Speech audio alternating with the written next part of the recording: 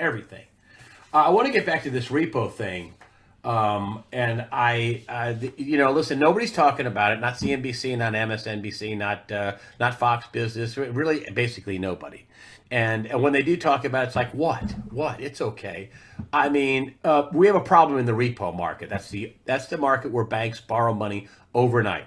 And some banks loan to other banks, and that's what the overnight rate, the Fed funds rate, it's the overnight rate. It's that good money. I mean, 1.5, 1.75%, whatever, somewhere in that range that you can make, 1% overnight. Wow, it's a lot.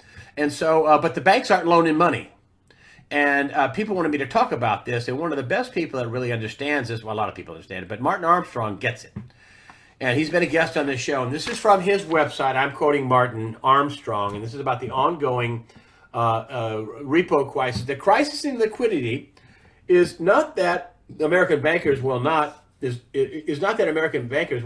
to Europe, because the European banking crisis, banks just don't trust banks. So liquidity is that American bankers will not lend to Europe. They don't like the quality of the collateral.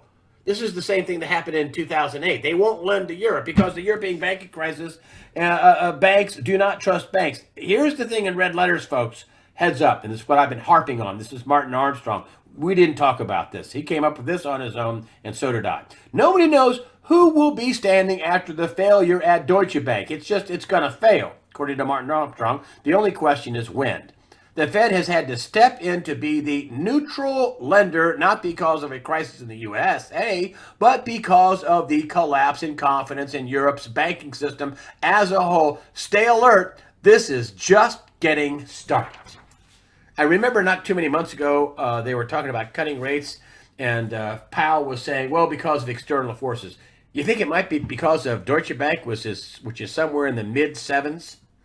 It got all the way down to 644, and boom, it popped right off. That was a magic number that Nenner said at 640, it would go to zero. If it hit 640, it's going to dinner. I'm talking about the geopolitical and economic psychoanalyst Charles Nenner. He's renowned. Isn't that funny? He said it would be 640. His chart's saying at 644 it bounced off. They sent it back up.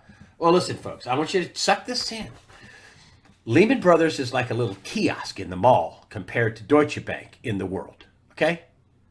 I mean, it is orders of magnitude bigger than Lehman Brothers. And they're sitting on nearly 50 trillion in derivatives. Oh, yeah, everybody's going to be made whole. Yeah, Germany's going to be able to ride in and make everybody whole. Not.